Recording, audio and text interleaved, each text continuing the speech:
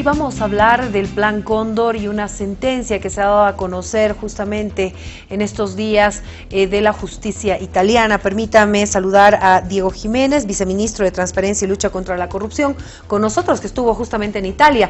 Bienvenido, un placer tenerlo acá, viceministro. Gracias, Priscila, un placer estar a esta hora en tu programa, en Cadena A. Un saludo a toda la audiencia.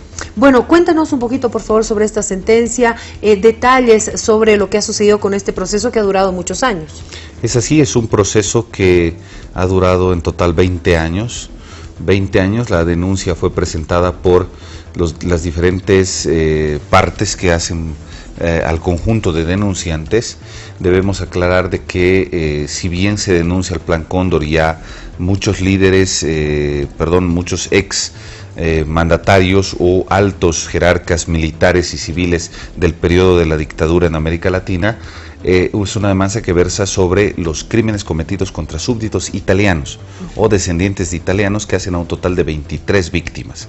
Es un proceso que se denuncia el año 99, es admitido el año 2002 y comienza una larga investigación, y recién el año 2015 la Fiscalía de Italia presenta la acusación, y en estos años de juicio, hasta el día lunes, que es la audiencia de apelación ante la Corte de Apelaciones de Roma, es que se alcanza una sentencia firme logrando esta sanción.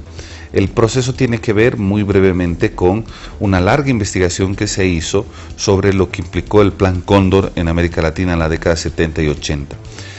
La riqueza de la jurídica e histórica de la sentencia es que, en base a los testimonios, los documentos que han podido analizarse con peritos, con expertos en materia documental, archivistas, las declaraciones de los propios imputados y demás, se logra evidenciar, tal cual redacta la sentencia, cómo operó el Plan Cóndor y cómo se materializaba, por ejemplo, los sistemas de persecución, de detención en un país para pasar a quienes consideraban enemigos del régimen, pasarlo a otro estado, que puede ser, por ejemplo, detenido en Perú, lo trasladaban a Bolivia. En Bolivia existía un mecanismo de tortura para sacar información, reportes de inteligencia, y finalmente a esa persona lo trasladaban hasta hacerlo desaparecer al Argentina o al Uruguay. Según la investigación y cuando se leía un poquito, esta denuncia comenzó en la Argentina, ¿no? Entonces, de estas 23 víctimas, varios de ellos pasaron justamente por varios estados y entre ellos nuestro país. Es así. Existen muchos casos, por ejemplo, donde, como el Plan Cóndor implicaba un sistema de colaboración y articulación entre las dictaduras de América Latina, todo esto impulsado por la Central de Inteligencia Americana, por la CIA, que era el modelo de la doctrina de la seguridad nacional aplicada por los Estados Unidos en la época, y los regímenes que les respondían, era que a todo aquel que consideraban subversivos, consideraban nocivo, tenían la posibilidad de capturarlo en cualquier espacio del territorio de influencia de las dictaduras y poder rápidamente trasladarlo, incluso para hacerle perder el seguimiento a políticos, familiares, diplomáticos interesados cuando alguien desaparecía. Es el caso, por ejemplo, en Bolivia del señor Luis Stomponi, que fue la pareja en ese momento de la doctora Nila Heredia, una de las denunciantes en este proceso, que en el año 1976 lo detuvieron, lo interceptaron en su domicilio y demás, lo detuvieron, y pese a que la familia reclamó y demás, estaba por el oficial del Departamento de Inteligencia Militar, Luis Arce Gómez, que más tarde sería en la dictadura de García Meza su ministro del Interior, pero en el 76 militar de inteligencia, que lo detienen y lo entregan en La Quiaca a militares argentinos. Lo entregan y desde ese momento nunca más se sabe nada, desaparece totalmente. Entonces, por muchos años, la doctora Nila Heredia y sus familiares lo buscaron, pidieron información y más, y finalmente nunca más apareció. Ahora, en el caso de Bolivia, ¿quiénes fueron sentenciados? En el caso de Bolivia, el único sentenciado es el ex militar Luis Arce Gómez, ¿no? En el proceso también estuvo procesado el ex dictador Luis García Meza. Sin embargo, por su deceso es que fue excluido de la sentencia, así como otro de los investigados. De los 27 investigados, 2 fueron excluidos por deceso, 1 se absolvió en un solo caso y 24 fueron condenados. Entre ellos Luis Arce Gómez. Luis Arce Gómez. Ahora, él está cumpliendo una sentencia en nuestro país. ¿Cuál sería el procedimiento? ¿Tiene que terminar la sentencia en Bolivia y luego ser trasladado a Italia, extraditado allá, o cómo es? En el caso de Luis Arce Gómez, así como de alguno de los otros condenados en el Uruguay y en el Perú, es que están cumpliendo una sentencia por sentencias firmes de sus justicias, de los tribunales de justicia interno. No se olviden que a Arce Gómez se le ha dado la máxima pena que tenemos en el Estado boliviano y en este momento se encuentra cumpliendo esa sanción.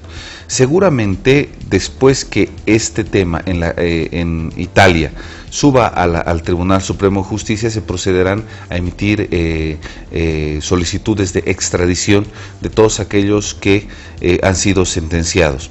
Algunos están libres, seguramente tendrán que procesarse las aprehensiones y las extradiciones correspondientes. Y en algunos casos hay quienes están presos, como es el caso de Luis Arce Gómez.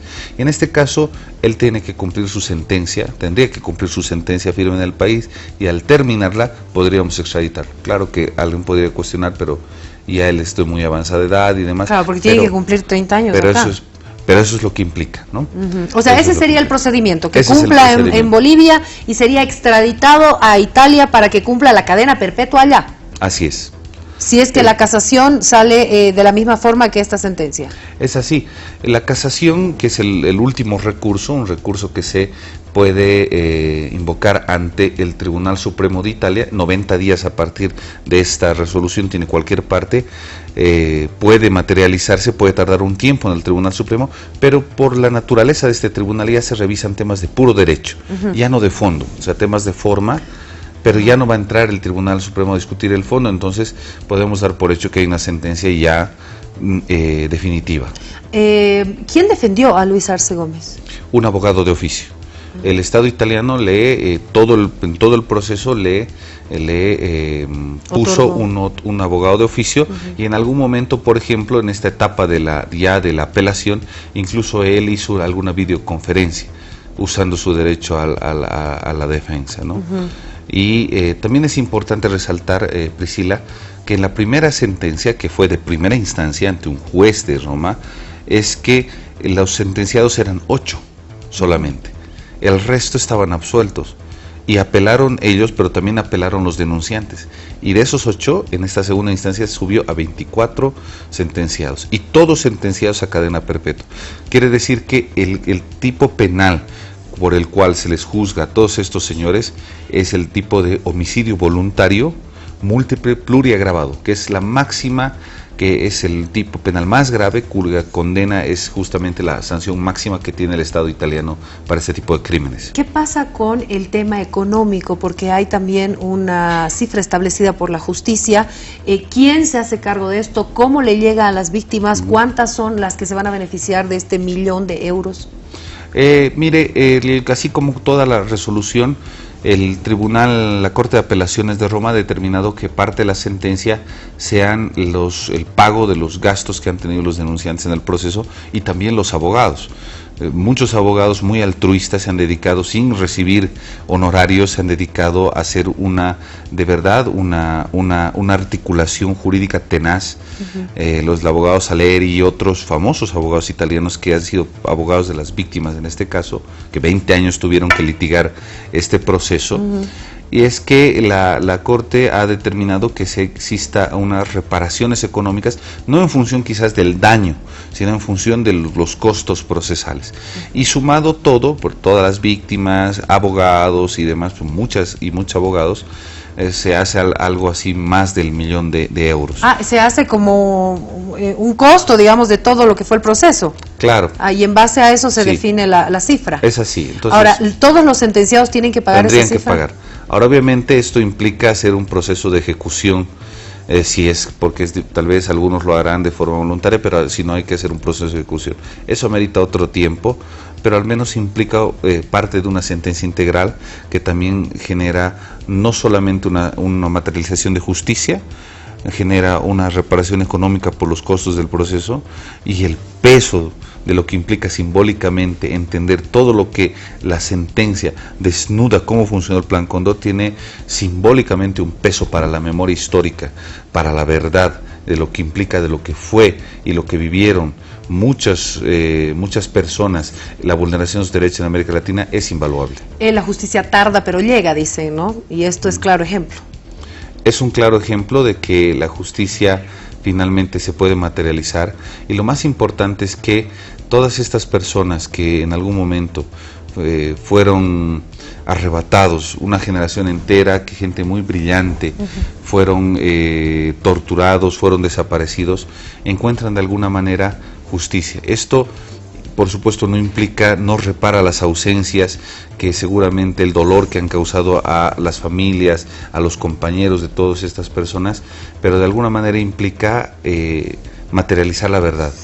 En torno al procedimiento que se sigue, ¿se tiene que dar alguna información del patrimonio que tiene Luis Arce Gómez para esta parte económica? Seguramente sí, seguramente ya en la ejecución de sentencia, que es la parte final, seguramente el mecanismo procesal de la justicia italiana va a pedir reportes sobre mecanismos para ejecutar los pagos que correspondieran, y eso implica cuentas, implica patrimonios, etcétera. Es parte de un procedimiento que vendría en adelante, una vez que se consolide en la etapa de casación al Tribunal Supremo de Justicia, si es que una de las partes la invoca. Y si no la invocara, que no creo, pero si no la invocara, alcanzaría la cosa juzgada, ¿no?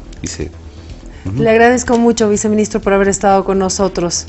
Muchas gracias, Priscila. Solo quiero, lo último es que haber sido parte de este proceso histórico, de un momento tan importante, de verdad es un honor haber representado al gobierno de Bolivia, al Ministerio de Justicia en esta importante conclusión de semejante proceso histórico.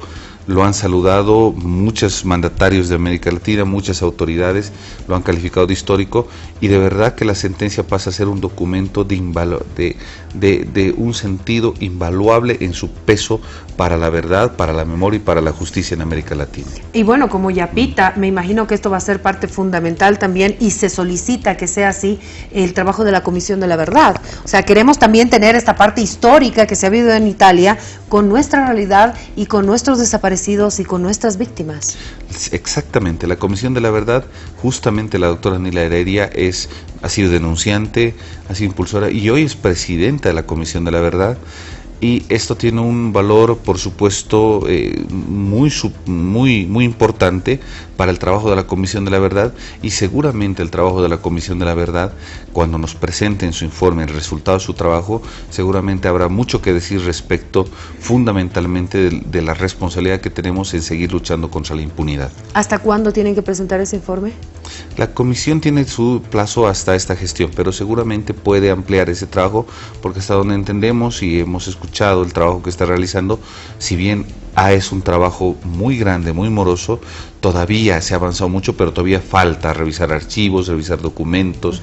Se están haciendo trabajos. Por ejemplo, la doctora Heredia firmó un convenio con la Fundación Lilio Basso en Italia, que tiene un importante archivo de lo que implicó las dictaduras en América Latina, el intercambio virtual de los documentos. Todo este tipo de cosas requieren mucho tiempo, pero estoy seguro que va a alcanzar la Comisión de la Verdad en un momento a darnos razón y a darnos, sobre todo, cumplir su deber frente al pueblo boliviano. Le agradezco mucho por haber estado acá. Muchas gracias, Priscila. Muy amable.